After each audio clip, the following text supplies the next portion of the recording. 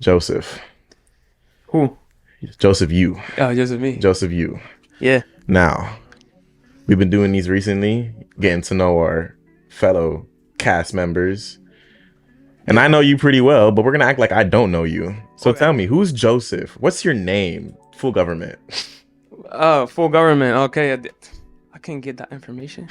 Nah, but Joseph, Anthony Adams, Medina, I just turned 21, and that's me. Yeah. Where are you from?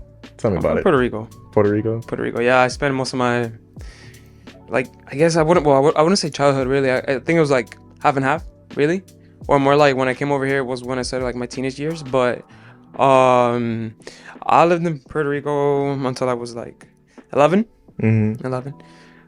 It was a tough change. I'm not gonna lie. It was a tough change having to move from one place to another.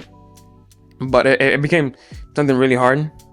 Because I felt like in that moment, like I lost a lot of things. I felt like I was taken away from so many things that I cherished, so many things that I enjoyed, so many things that I loved, and I was literally like ripped away from all of that. At least that's how it felt. And at the beginning, I was gonna stay for like a few years and then come here. So I was gonna stay with my dad, pero we prayed and God said, nah, you need to be here. And so I was obedient because, it's better to be obedient, but it was a hard decision to make.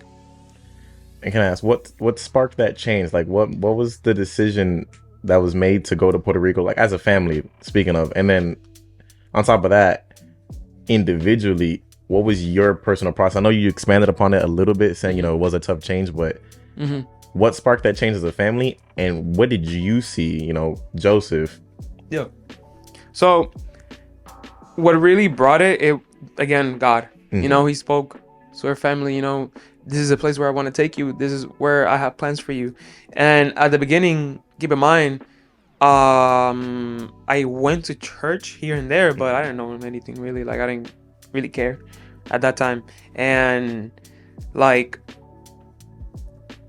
we were just like, my mom was the one who was getting into, like, my mom and my dad, they were the ones getting into like their relationship with the Father and all that, and they were driving our family to that, to follow his word.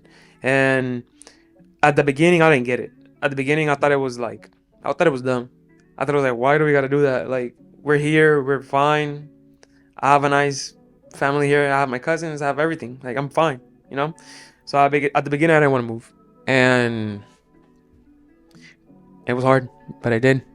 And so it was the same reason as them. It's just to be obedient, What's up?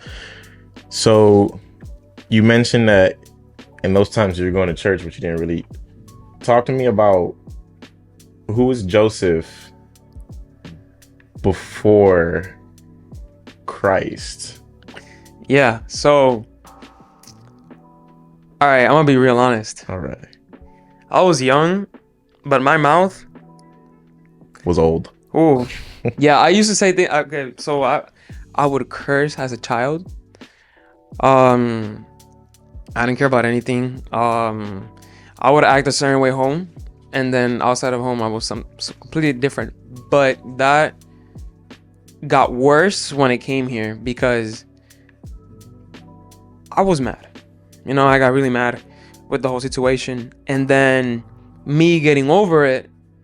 In that process, I had other things that happened to me, and part of those things were like I felt betrayed by people to whom I loved.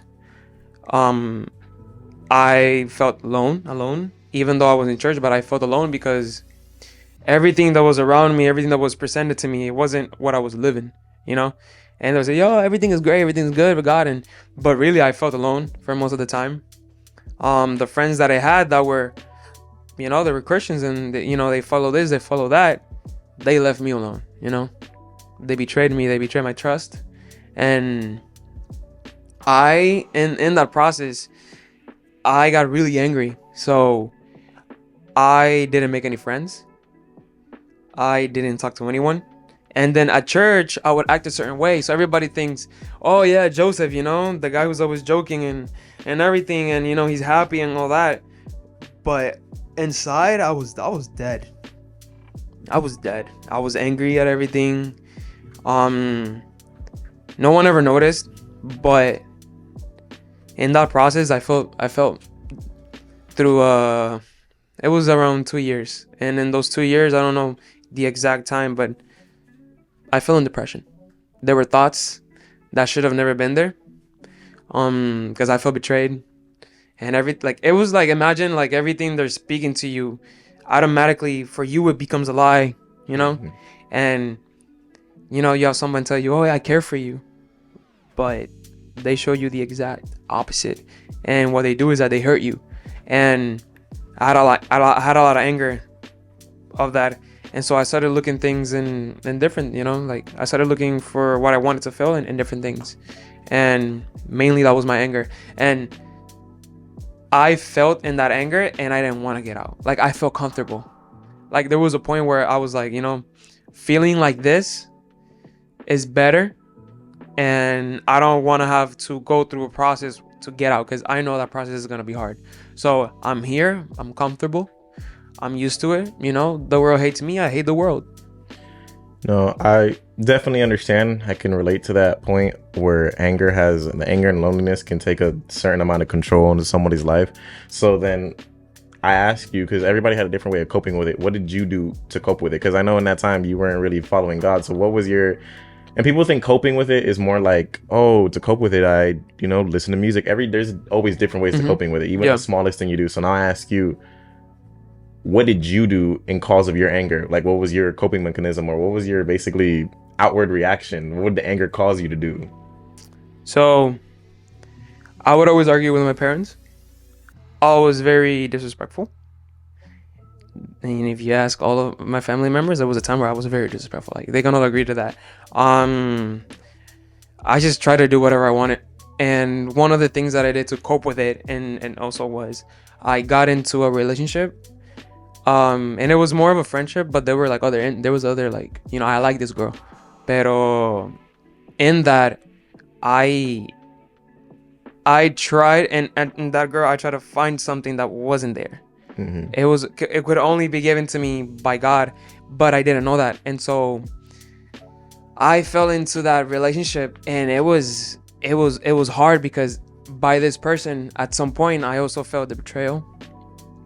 I felt the pain. Like, at one point, like, I was getting into these tests with this girl, and then out of nowhere, she already has another partner. Like, it was like random out of nowhere. And now me thinking about it, it's completely fine, because it's not like I was like, something with this girl, but it hurt me in the sense of, this is a girl that I've only shared things that I've never shared with other people, and with her, I felt secure, and I was finding myself, but it wasn't what I was finding.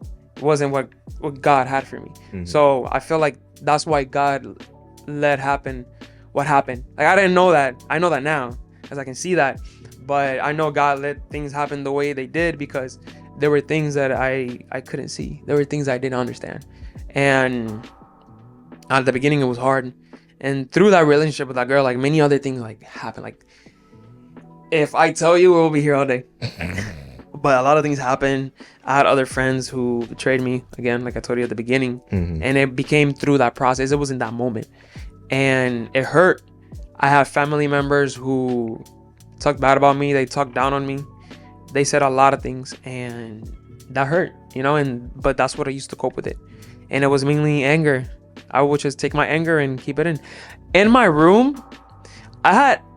the walls, they had like holes, bro. Like, I would punch the wall here and there. You're one of those kids. Yup, I was one of those. Like, I had so much anger that when it became too physical, like, I had to like either punch something, I had to yell it, I had to like, there was something that I had to do. I had to express it. And even when I came to church and I worship, instead of letting it out through the worship, I was just angry, and I would do it. And even though I felt like a hypocrite, I didn't care, because I was like, I'm hurt. So what? If I'm hurt, so what? And that was something that It was a hard time. Uh, I can, like I said, I can't relate to the anger. And everybody has their their way of coping with it. Mine was a lot of fighting, but now I have a question for you. Everybody has what I like to call the brick wall moment, where you just hit that brick wall, and the only thing you really can do is do the 180 and turn your life around. Mm-hmm. So what was that moment? That moment where you just finally hit the brick wall and said, "All right, no, it's time to follow God, or at least it's time to attempt something." So, okay. So, I sit in church, right? And God is crazy. So, they gave me, they prepared me. You're going to be a leader. You're going to do this, all that. But there was still a part of me. I was a lukewarm, okay? I'm going to be honest. I was a lukewarm. I would be here and I would get out and be completely different. Like, at school, I would vape, smoke here and there. Whenever I could, I would drink. I would do whatever the heck I wanted. Like, that was my life at some point. And I don't talk about that life a lot because sometimes it's hard for me to accept it, but it's a reality. So I went through that, and then in that process, I started a relationship, which is in the same relationship I am right now. But in that relationship, I noticed that I was doing the same thing. I was depending someone to fill in the deepness that I felt, this hole that I had, and that was the moment when I hit that brick, and I was like, no, I can't live like this. I'm being a hypocrite. I'm saying I'm this, but yet what I live is something else. And so it was a year 2021, and that around there. It was 2021. It was around the same year I met you. So it was 2021. Yeah. And that was when I was like, you know what? No, I need to fill this hole that I feel, but I need to fill it with God. It has to be God. God has to be the center. It has to be everything. It can't just be a little bit. It has to be everything. And that's like really when I was like, you know what? I'm gonna take this seriously. Like, I'm gonna take what he gave me seriously, because I was like joking around with it, like really. And it was more of a like convenience things. Like, I would go, and when I was outside of church, sometimes it was convenient to be a Christian, and the other times it just wasn't. Mm-hmm. And then when I was here, I was full-blown Christian, and everybody was like, Joseph, that good guy, funny, he loves God. And I do love God. I've always loved God, but I was a hypocrite. You can love someone and be a hypocrite. Mm-hmm. And that's who I was. I was a very big hypocrite.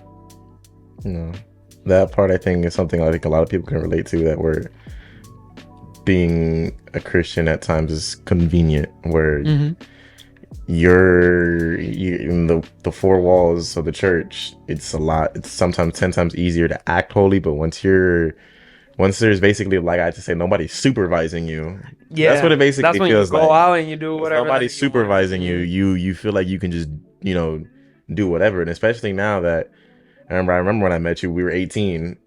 So me and you went through that process together, becoming adults. Mm-hmm. So I can stand as a witness to that testimony of what it was like to watch you grow. Because the sad reality is, you were ahead of me when I first got here, and you were, how you say, still lukewarm. So to those watching, it is hard, especially when you're an adult, to become your own supervisor in that sense of being a Christian full time than when it's not convenient. Yeah, so, and another thing was so there was a lot of expectations of me, because I don't know, like people, like at some point people really thought like I'm gonna be honest, I used to be so good at acting. I got so good at it that people would genuinely believe that I've always been in the church. That was not the case. I would come here and like, bro, I would sleep. Those are some good naps, but that's wrong. But I would sleep. I would genuinely sleep. Like, I would do that. And then they could be preaching, and trust me, I wasn't listening one bit of what they were saying. I didn't care. And that was me at some point, because I felt like there was a lot of expectations of me being something, and I was like, I don't want to be that. I don't want to be that.